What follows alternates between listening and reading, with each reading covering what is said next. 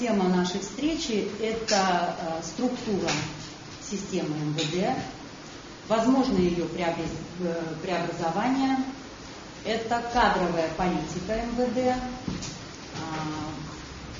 работа определенных управлений в структуре МВД, законопроект, который продиктован временем, что касается оборота оружия. Ну и есть еще ряд вопросов, о которых вам расскажет Рауль Валерьевич. Добрый день, уважаемые коллеги. Спасибо вам, что вы к нам пришли. Прежде всего, хотел бы вас поздравить с прошедшим вчера Днем Победы. Весь народ Абхазии.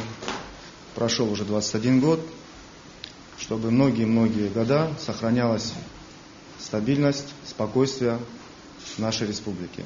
Я постараюсь рассказать вам о работе Министерства внутренних дел, об специфике, о проблемах, которые сегодня у нас есть, и о тех процессах, которые мы будем проводить в ближайшее время. У нас новое руководство в республике, соответственно, задачи, те, которые перед нами ставятся, они очень серьезные. Я уже больше 3 месяцев исполняю обязанности министра внутренних дел. И здесь важно отметить, что основная задача на этот переходный период была спокойно и без потрясений довести структуру, личный состав Министерства внутренних дел до выборов. С этой задачей мы справились. Уровень криминогенной ситуации в республике не возрос. Ситуация была стабильная. Выборы прошли спокойно. То есть серьезных эксцессов, связанных с безопасностью граждан, безопасностью нашего государства, не было. Но сегодня уже наступает совершенно новое время, новые вызовы. Со времен распада Советского Союза структура Министерства внутренних дел не менялась. Изменялись какие-то подразделения, изменялись управления, но в общем сама структура оставалась неизменной, что и приводило, наверное, к определенным сбоям.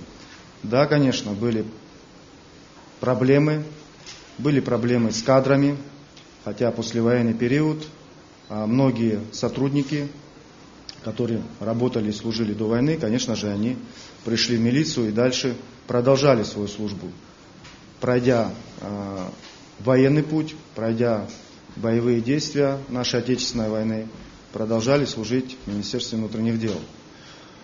Но это были достаточно уже взрослые люди, и в структуру Министерства внутренних дел необходимо было набирать уже новых людей, потому что задачи послевоенный период стояли очень сложные. Что происходило в то время? В систему Министерства внутренних дел принимались люди зачастую с низким образованием, а если это и было образование высшее, то это не было специальное образование, так как сама система не могла в те годы отправлять людей на учебу по специальности, по направлению Министерства внутренних дел. Прошло уже больше 20 лет со дня окончания нашей Отечественной войны. Только недавно сотрудники молодые начали пополнять структуру Министерства внутренних дел. И, конечно же, это начало сразу сказываться в положительную сторону. Но остаются очень большие проблемы. Нехватка квалифицированных кадров, как всегда отмечалась в структуре МВД, также она сегодня тоже и существует. С тех времен, когда в систему МВД приходили люди на службу, конечно, была открыта школа милиции. Сказать, что она работала плохо, наверное, тоже не скажешь, потому что большое количество ребят, молодых ребят, пополнились структуру Министерства внутренних дел. Но всегда были проблемы. Пытались все переформатировать, пытались школу милиции, кузницу такую кадров Министерства внутренних дел, перевести на какие-то учебный процесс. Но вот то, что сегодня мы имеем, мое мнение, это не отражает сегодняшнему времени. Уже несколько лет, как у нас появилась возможность, то есть в системе МВД, отправлять молодых ребят на учебу в Российскую Федерацию. Каждый год по конкурсу, а конкурс довольно-таки неплохой, отправляется до 25 человек в высшие учебные заведения в Российскую Федерацию. После 5-летнего курса и стажировки, которые проходят уже на местах, сотрудники в звании лейтенанта приходят и устраиваются на работу. Последние года курсанты академий, школ и высших специальных учебных заведений в России, у них стипендия составляет до 25 тысяч рублей. А здесь мы, конечно, их приводим, назначаем на должностя, и зарплаты, соответственно, 8-9 тысяч. Конечно, это вот такая вот большая существенная разница. Но тактически считаю, что ситуация была выверена неверно. В каком плане? С академии, с России ребята приходят сюда лейтенантами, но они там учатся более 5 лет. Соответственно, здесь, в школе милиции, то же самое конкурс, то же самое примерно около 25 человек на курс набирается, но учеба проходит чуть более 2 лет, и также они выходят лейтенантами. То есть уровень образования, те, которые получают 5-летние, соответственно, выше. Уровень образования, который здесь получают 18-летние ребята, конечно же, оставляет желать лучшего. Недостаточно самих преподавателей, недостаточно очень много проблем в школе милиции. Что я предлагаю по школе милиции? Вы знаете, что у нас произошел очень серьезный сбой в этой структуре, буквально недавно. Это говорит о многом, наверное, о том, что упустили мы эту ситуацию. Дисциплина, конечно, хромала и очень серьезно хромала. В конечном итоге, вы знаете исход этой всей ситуации. Все задержанные участники того, что произошло, был убит молодой парень. Хочу отметить, что по предварительному следствию они ехали за коноплей. То есть это говорит о том, что они должны были прибыть в школу милиции в 12 часов. Они проехали школу милиции и поехали за коноплей. Это говорит о слабой дисциплине в самой школе милиции. Что привело к таким ужасным последствиям. Мы на данный момент проводим проверку в этом учебном заведении. Начальник школы милиции на время проверки отстранен от своих обязанностей, назначен там другой начальник. Но я кардинально планирую видоизменить сам учебный процесс.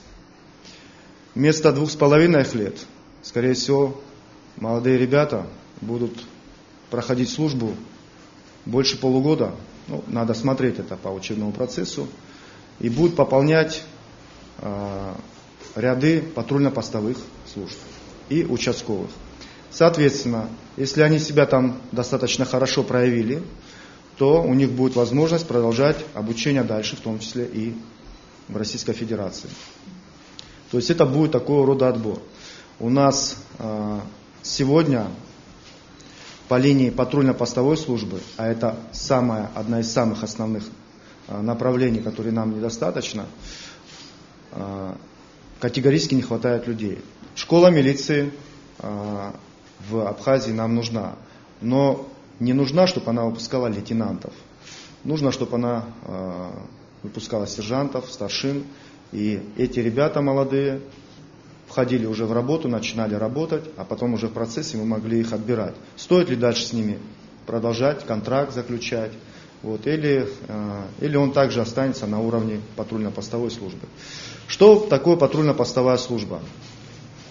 Патрульно-постовая служба — это то, что видят в городах, в республиках, в государствах. Во многих странах патрульно-постовая служба выведена отдельно.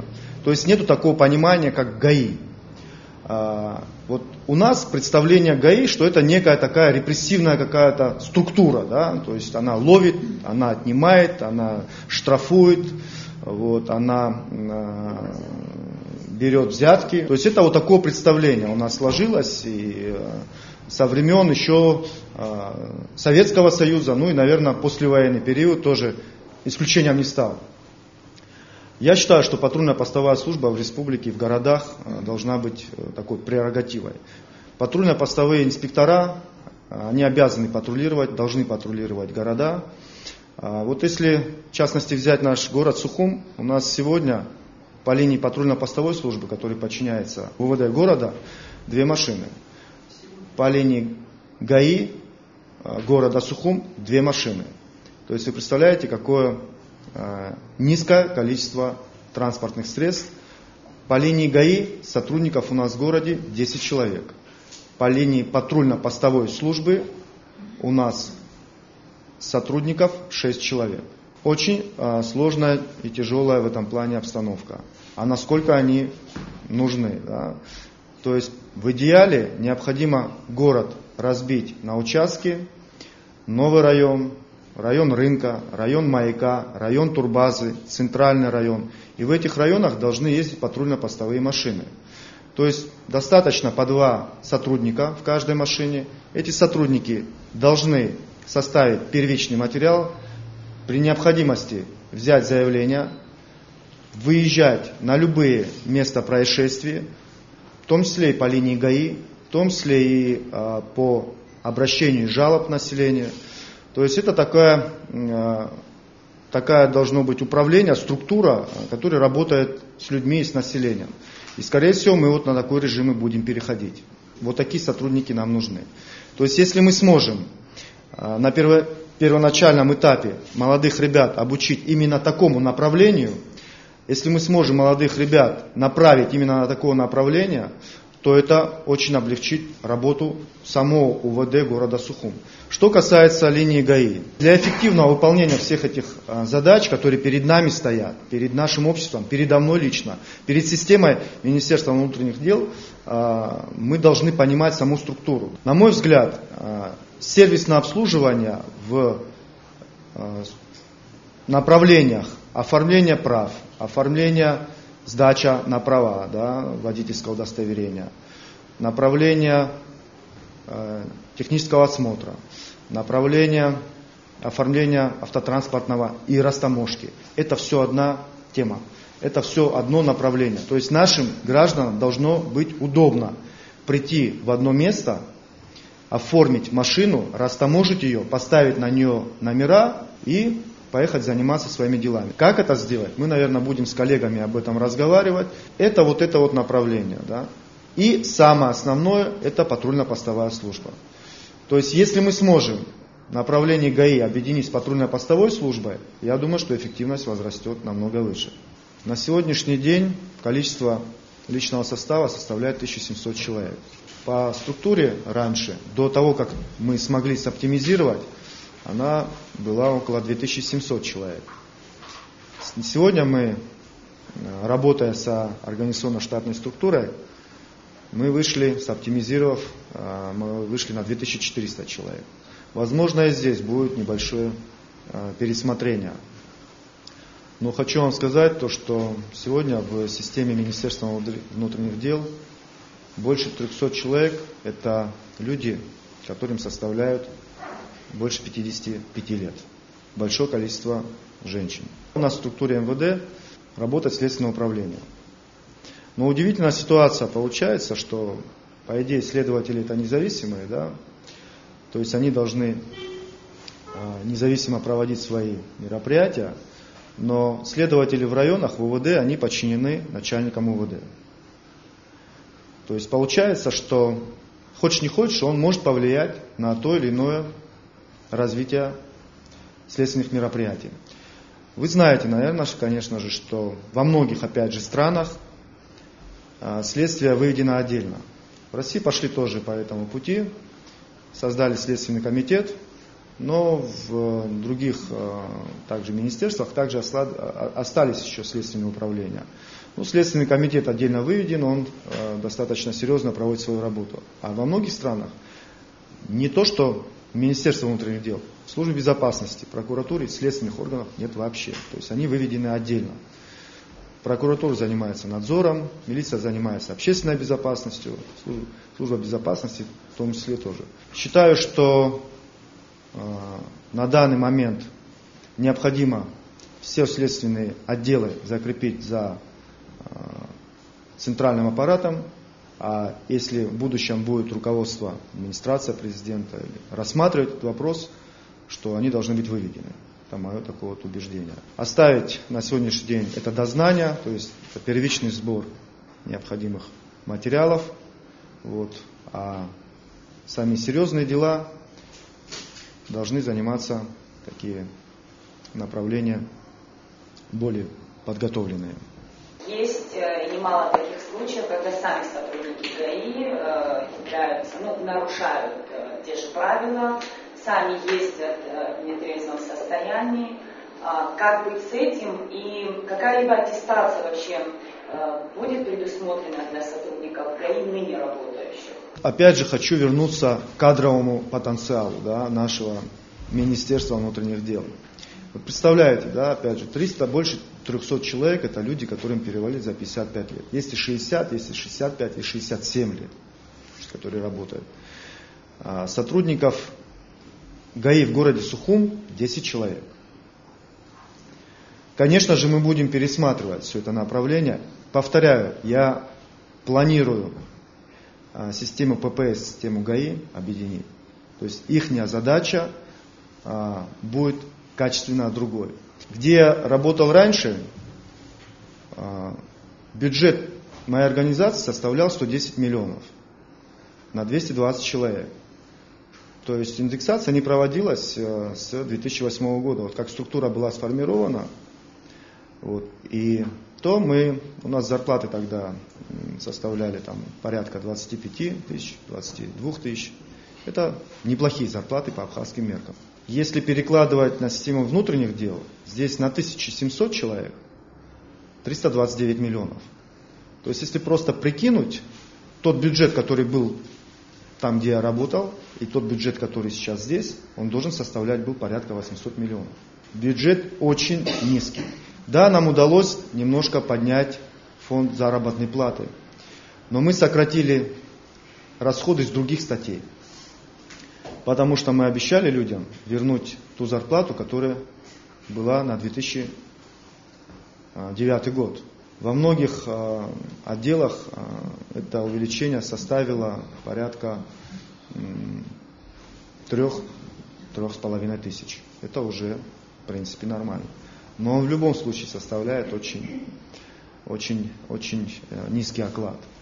В среднем зарплата сотрудников Министерства внутренних дел составляет 9 тысяч рублей. Вы представляете, какого количества времени сотруднику ГАИ надо проводить на мероприятиях? Некоторые даже по ночам домой не приходят. Понимаете, здесь надо тоже эту ситуацию понимать. Вот. Мы, конечно же, понимаем и видим всю эту проблему. Видим, что уровень наших сотрудников ГАИ, а это в основном наше население сталкивается с сотрудниками ГАИ. То есть это потом уже, если он правонарушение какое-то совершил, со следственными органами, с органами дознаниями. Но первое, это, конечно, перемещаясь по Абхазии, перемещаясь по городам, это сотрудники ГАИ. Сталкиваются незнанием многих правил самих. Тоже, конечно, имеет место быть. Мы пытаемся проводить, и планы в этом есть, переподготовку наших сотрудников ГАИ. И школа милиции нам в этом должна помочь. Люди должны проходить курсы. Вот. Еще раз повторяю, что многие были набраны на работу 7, 8, 9, 10 лет назад. Это те люди, которые без специального образования. Они никогда не учились и не заканчивали выше какие-то учебные заведения. Вы представляете, за все это время, послевоенный период, ни одного сотрудника ГАИ не было отправлено на учебу в Россию. Ни одного. Каким образом он будет знать правила? Взять всех сегодня уволить? Возможно. Всех полностью. Никаких проблем нету. Кого мы будем набирать? Если бы у нас сегодня был бы составлен фонд заработной платы, сегодня мы бы видели, что у нас через месяц через 2, через 3 будет уже картина ясна, будет зарплата сотрудников патрульно-постовой службы, на которой я делаю сегодня ставку, будет составлять хотя бы 1018-20, то я уже знал бы, что сегодня мне делать. Нам сперва необходимо подготовиться к этой ситуации. Вот когда мы будем готовы, когда мы будем уже знать, уверенно, что мы сможем это сделать, тогда мы быстренько к этому делу приступим. Я уверен, что к нам пойдут люди на работу. 15-18 тысяч – это хорошая заработная плата, а если еще ее подкрепить социальными какими-то пакетами, то было бы это очень хорошо. Тогда можно было бы уже проводить отборы, проводить своего рода конкурсы. Мы сегодня даже с тем бюджетом, который у нас сегодня есть, не можем закупить отдельную форму для сотрудников дорожно-патрульной службы, а она у них должна быть отдельная. А они одеты, как и другие сотрудники милиции. То есть закупается общее количество формы, да, и вот. Хотя сегодня уже форма везде меняется, а у нас до сих пор это серая форма. Насколько я понимаю, она всем неприглядна.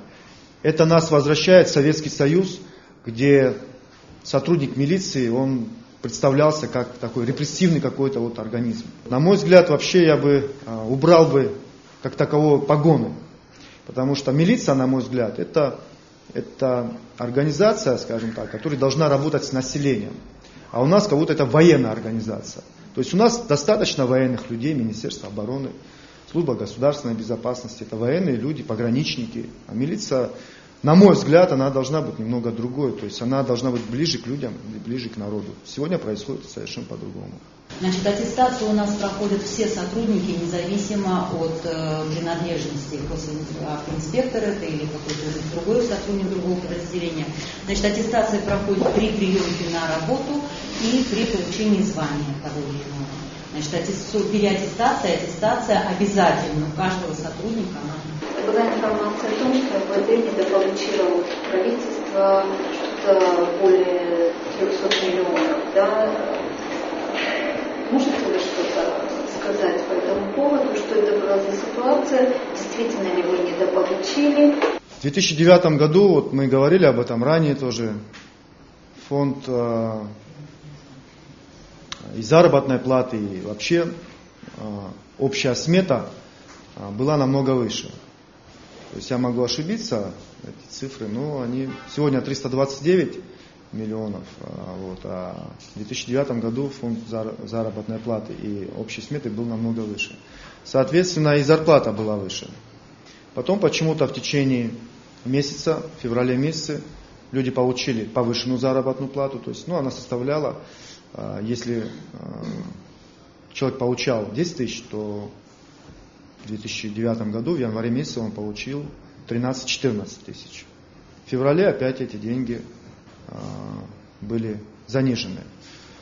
Почему это произошло? Я не могу сказать. Наверное, сегодня будут разбираться в этом, наверное, специальные органы.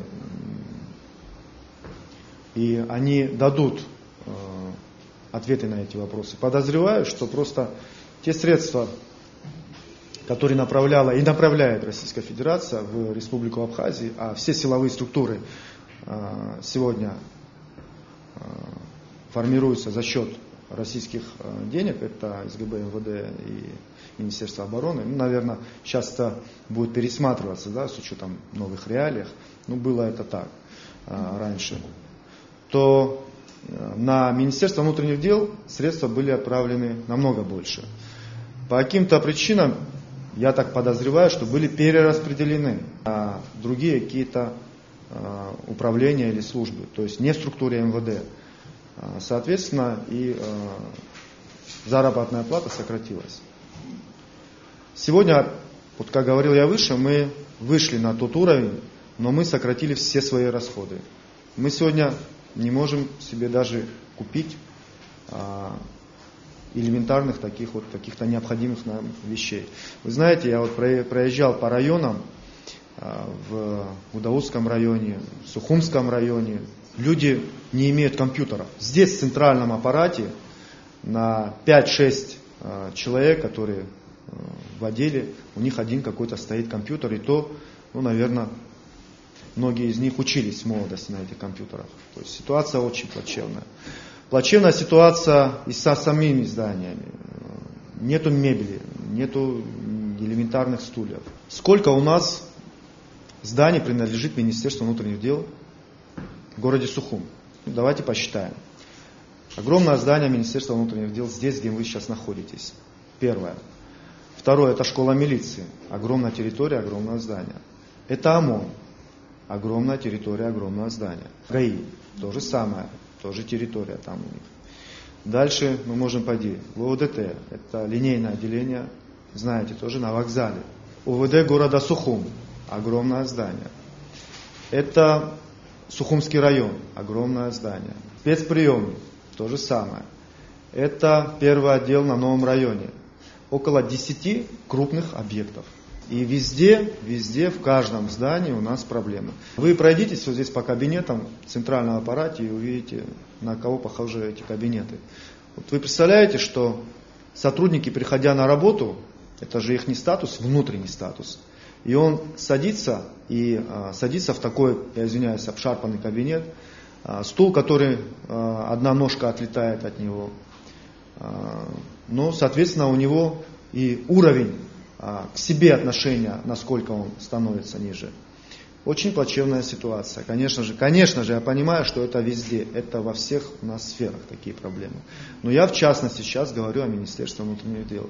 Возможно, что с учетом того, что сейчас у нас будет новый договор, в нем будет прописана правоохранительная структура, правоохранительная система в области правоохранительной деятельности. Потому что изменять ситуацию просто необходимо.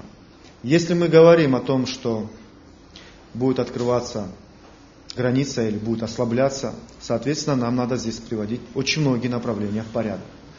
У нас на сегодняшний день не регламентировано никак оборот оружия. Никак. Мы пользуемся сегодня постановлением 1994 года, где прописано, что оружие на руках может быть только у сотрудников силовых структур, и все. А вы знаете, какое количество у нас оружия на руках у населения. Не легче же это оружие взять и легализовать. Людям не должно быть страшно его зарегистрировать. Здесь не выдавалось разрешение с правом на хранение и ношение охотничьего нарезного оружия. Для меня непонятно, почему мы не можем давать. Продается здесь магазин, по лицензии завозит сюда оружие охотничье, нарезное. И право только на хранение. Ну, соответственно, если человек имеет охотничий билет, если у него медицинская справка, все у него нормально, и он хочет охотиться, ему же надо переехать с одного района в другой. Значит, это оружие, оно должно быть с правом на ношение. Вот. А он его покупает и, как бы, по идее, должен его поставить в шкаф. Ну, я считаю, что это неправильно. Мы же это оружие здесь ставим на учет. У нас в экспертно-криминалистическом центре пули-гильзотека, где это оружие отстреливается, гильзы хранятся, переводятся в электронный вид. Соответственно, если с этого оружия будет произведен какой-то выстрел, мы легко можем отследить его хозяина. Если посмотреть на статистику, применение огнестрельного оружия у нас невысокое. Разбойники, которые хотят совершить разбойное нападение, я предполагаю, что они в советское время находили оружие и сейчас могут его найти. Нам нужно дать и заручиться поддержкой и объяснить нашему населению, что это оружие нам нужно, то, которое у них хранится дома, поставить на учет. Выдать им разрешение с правом на хранение. А спортивное или охотничье оружие, оно должно быть с правом на ношение. Необходимо открывать спортивные клубы. Замечательная идея. Она во всем мире очень хорошо развита. Понимаете? Тогда уже у нас будет понимание, да, что мы в этом плане приводим все в соответствие. Если нам не откроют границу По этой причине, я вам скажу, что это будет наша проблема. Это будет наша вина правоохранительной системы в целом. Собственный бюджет МВД в год составляет 329 миллионов. Других денег нет. Я полагаю, что все деньги дает Россия. С 2015 года вступает закон, по которому все руководители, министры в том числе, должны платить абхазским языком. Как у вас с абхазским? Я до того, как стал министром внутренних дел, плотно занимался абхазским языком, и в 2015 году вы сюда придете, мы с вами будем объясняться. Все, о чем вы рассказали, все реформы, все преобразования, которые планируются или которые хотелось бы сделать, придется делать на российские деньги. Все зависит от того, увеличат нам финансирование или не увеличат нам финансирование благодаря новому договору. Сегодня, конечно же, сложная ситуация, понятно. Но мы очень принципиально будем делать те вещи, наверное, может быть, которые раньше не делались. Те задачи, которые я ставлю перед сотрудниками нашими, они будут стоять очень четкие, понятные, и за все свои действия они будут отвечать. Если человек, который позорит нашу систему, если человек, который делает так, чтобы навредить системе Министерства внутренних дел, он будет уволен. И уволен по статье. Все, что говорите вы, мы надеемся, что наше руководство, оно знает эти все наши проблемы, они знают все наши сложности, отразят все эти проблемы и смогут нам помочь в плане увеличения всех наших расходов. Я вам обозначил тот бюджет, который у нас сегодня есть. И фантастики нету. Если мы хотим изменить саму структуру, если мы хотим добиться хороших результатов в правоохранительной системе, то есть в частности в МВД, нам нужно увеличение по всем направлениям. Со своей стороны мы сделаем все для того, чтобы сама структура работала эффективно. И мы сейчас это делаем. Вскоре после вашего назначения исполняющим обязанности министра внутренних дел в структуру МВД, в частности в уголовный розыск, перешла группа сотрудников со службы государственной безопасности. У меня в связи с этим вопрос. Как-то вы описывали все-таки финансовое положение МВД. Это было необходимо для усиления службы этого уголовного розыска? Или вы это просто такая, скажем так, попытка, закрыть нехватку людей, может быть? Вы знаете, что раньше я работал в службе государственной безопасности. Те сотрудники, которые сюда перешли, это мои коллеги, с кем я проработал и достаточно хорошо знал и знаю их уровень профессиональный. Сегодня также некоторое количество ребят осталось и дальше будет продолжать здесь работать. Они помогли мне на первом этапе. И, если вы помните, мы провели хорошие мероприятия на тот момент. Вот вы коснулись вопроса оперативной части. Хочу сказать то, что фактически все управление милиции через определенное время будет меняться. Будут меняться заместители, будут назначаться молодые новые ребята. Это те люди, которые отбираются сейчас, в том числе и по направлениям республики. То, что касается направления уголовного розыска, нам необходимо, чтобы оперативные службы работали в районах, работали в городе. И поэтому все, что возможно, мы должны сделать так, чтобы они работали на местах. Не здесь, в центральном аппарате Министерства внутренних дел. В центральном аппарате Министерства внутренних дел должны находиться люди, которые занимаются анализом, аналитикой, которые контролируют и курируют направления, а оперативные службы, так скажем так, силовики, те люди, которые они должны находиться в районах. Все последние 3 месяца была, по-моему, на слуху всех паспортно-визовых служб, которые в подчинении МВД. За прошедшие 3 месяца, пока шла предвыборная кампания, очень много говорилось о том, что у них нет базы, у них нет элементарных компьютеров, у них очень сложная ситуация. Что-нибудь планируется изменить? Да, ситуация очень сложная по паспортно-визовой службе. Нету единой базы данных. Эту единую базу данных нам нужно создавать. Соответственно, если паспорта придут в этом году, мы ее должны разработать, эту базу данных, да, потому что выдавать паспорта в таком виде, как мы выдавали раньше, мы ни в коем случае не будем. Вот чтобы вы понимали тоже, это же не общественная безопасность, паспортно-визовая служба. Это такое вот оформление документов. Тоже во многих странах она выведена со структуры МВД, а здесь она тоже, опять же, в структуре МВД находится. Паспортно-визовое управление находится в структуре Министерства внутренних дел. И пока не будет создана новая база данных, пока не будет разработана электронная база данных, пока не будет разработано нормальное хранилище, где будут содержаться эти паспорта, пока структура не будет выстроена, мы этой работой заниматься не будем. Потому что не нужно нам, чтобы потом говорили о том, что были такие серьезные нарушения. Сегодня ни один паспорт не был выдан гражданам, проживающим здесь, на территории Гальского района. То есть мы четко исполняем требования парламента. Как дальше будет этот вопрос решаться? Наверное, парламент дальше будет нам разъяснять эти вопросы, и мы уже будем согласно действовать, согласно четко всех регламентов, которые нам дадут. Ни одно нарушение в этом направлении сделано не будет, я вас в этом уверяю. Конечно же, есть вопросы по паспортно-визовой службе Гальского района. Там ситуация будет меняться. Все работники этой паспортно-визовой службы будут меняться. Я вас уверяю, что система внутренних дел будет меняться. Она будет совершенно другая.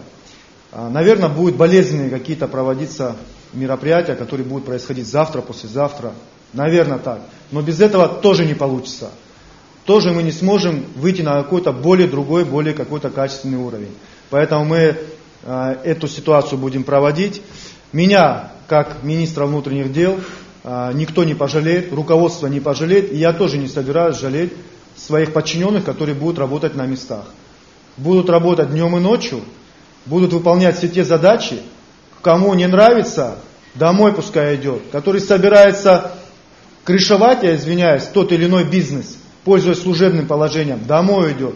Поверьте мне, ни одну ситуацию вы не услышите, чтобы лично я, та команда, которую сегодня я уже выстраиваю, с кем я буду в этом направлении идти дальше, не услышите то, что взяли где-то взятку, крышевали, извиняюсь, какой-то бизнес. Этого не будет. Соответственно, это не будет и у своих подчиненных. Все идет с головы. Как будет выстраиваться глава того или иного управления, того или иного ОВД, соответственно, на низ также будет и уходить. Мы должны выложить саму структуру, чтобы она эффективно выполняла свои профессиональные обязанности, чтобы от каждого зависело его выполнение. То есть, если мой заместитель или тот человек, который мне доверил, не справляется, он будет или переведен на другую должность, или уволен с органов внутренних дел. По-другому система работать не может, фантастики не существует. Поэтому это для нас важно, и мы будем именно этой работой заниматься.